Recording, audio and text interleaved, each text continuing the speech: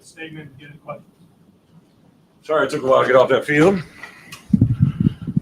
You know, we thought we could probably win it by a couple scores, but we thought we'd just keep it close. Want to get it down to the end there for everyone. Dad got in for his first game today. I want to make him get enjoyable. 4-quarter game. My wife does not like those games, but a true test. First off, give credit to USC, really good football team. Challenge today, but I thought our guys since last Saturday to where we are today have just responded internally, externally. Showed me a lot about who they were. The part that really gave me satisfaction during the course of this week is I know my roster better than anybody in this country, right? Like I know who they are, I know what they represent. I knew how they would respond. I saw them during the course of the week. I saw them hurt. I felt myself hurting, but I knew we could respond and do well, and I thought we'd play pretty well today. I thought we really did a good job of handling some things that happened during the game with some adversity, and really excited about that. Don't know really much about some of the injuries. I know Matt Bailey sustained a shoulder sooner than later. It's good to get a lot of guys out there. I thought Juice came in and did some really nice things today.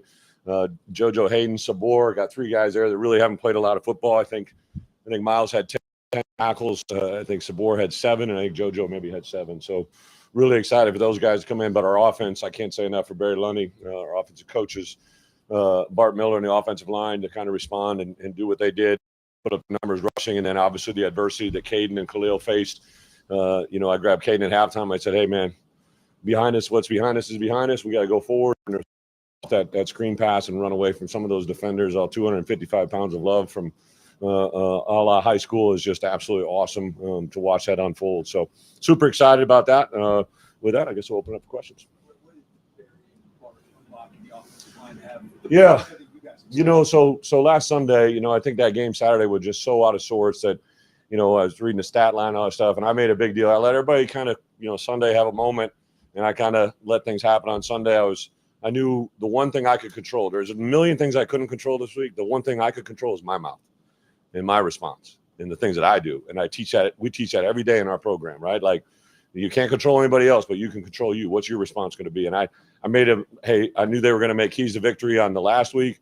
We went through and we didn't have success, and they had keys for this week. But I said on Monday, after all that stuff was taken care of, this program wants to be a winning football team, right? Championship level team. And championship teams do 3 things. They run the ball, defend the run, and cover kicks.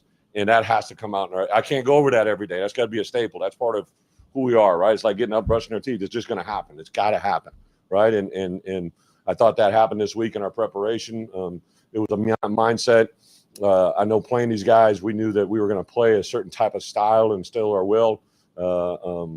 And I know they had done some things and, did some stuff in pregame that I know our guys riled up pretty good about. So, the reputation. I told these guys last night, like there's 2 things you can't buy in this world. You can't buy time.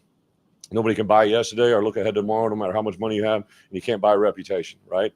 And all of us have a reputation today. If we come on this campus, we're together, but all of us have a reputation we're going to carry beyond we're here. And you want to have a great reputation about how you fight. And that was a good answer today. What did I see from Luke? A lot of positive things.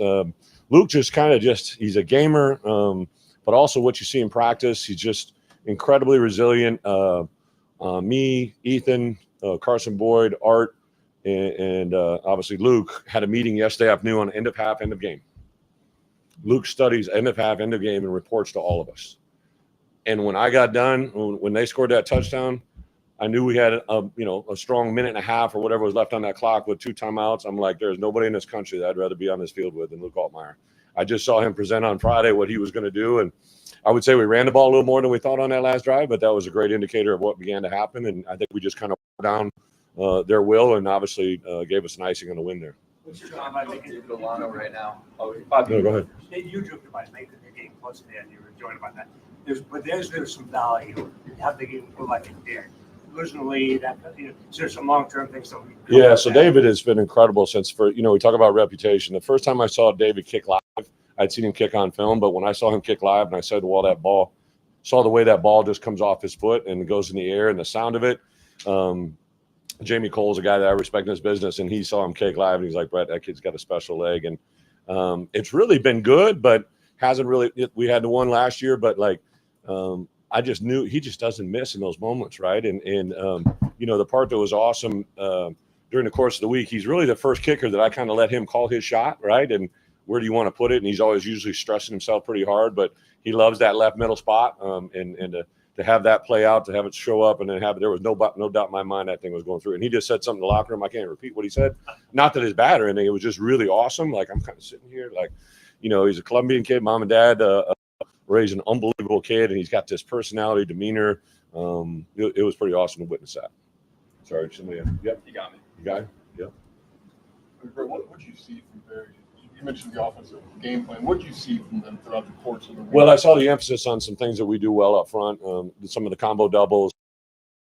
Just thought we were playing too much in our backyard. We need to play more in their backyard. So we worked all week. I thought Bart during Tuesday and Wednesday Indy drills, like I could tell he was excited.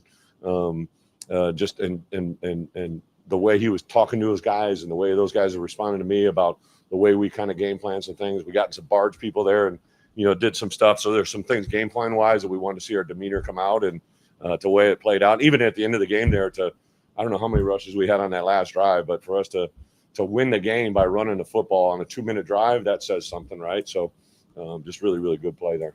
Is there anything that you know your team? What did they show you by coming back from some of your own self? Yeah, just they're a very resilient group. They don't get phased much, you know. I think that's why last Saturday was it just was not anything we'd ever seen. So I kind of had a feeling they'd respond that way. But I knew we had a good football team there. So listen, USC is really good. I remember earlier in the week I saw they led the nation in yards per play or whatever on offense. Oh my God, it's just great. I saw that quarterback was ahead of the guy we saw last week in every category, right? So. A really good football team that we went out and beat to have a ranked home game here for homecoming. The fans showed up in a big way. I thought that stadium was just electric. Our students were phenomenal. So this is what college football is about, and thankfully it's here at Illinois, and hopefully we're not going. What more can Hank do? He should play defense. I want to get an interception. He's just he's a fun kid. Got that early last week, right? And knew he'd come back in a big way. We kind of had some of those plays. We just hadn't got to him. And I know Barry really likes him in that position and what he can do, but also just, there's a punt return. I thought he was going to get a big one out there to the left.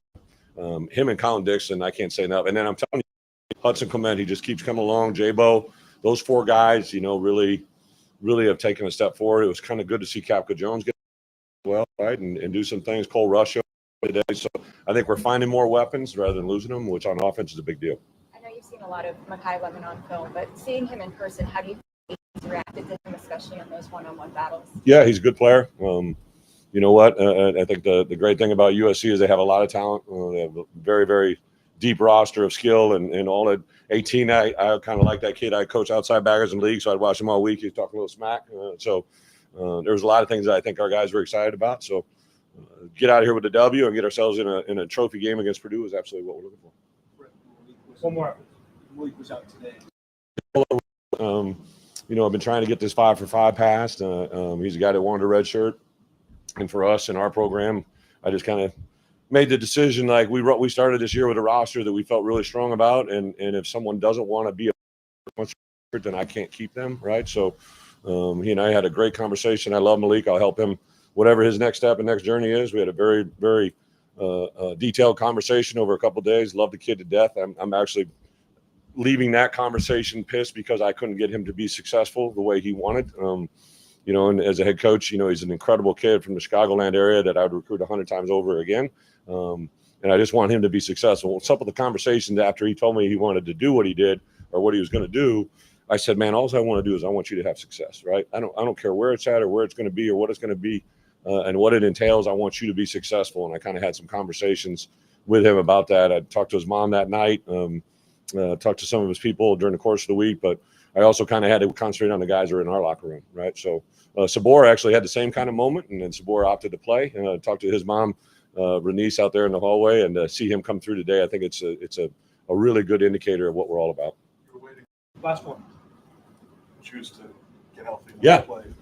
What did you see for this first? Yeah, Juice he's a long, crafty guy.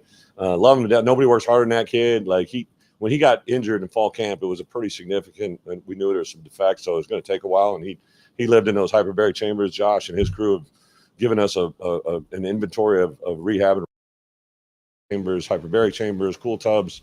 He lived in those things and put himself in this position. Really kind of practiced a little bit Tuesday. We doubled his reps Wednesday, and then we Thursday kind of moved him into that starting role because we knew Caleb was a little bit banged up and opportunity out there today.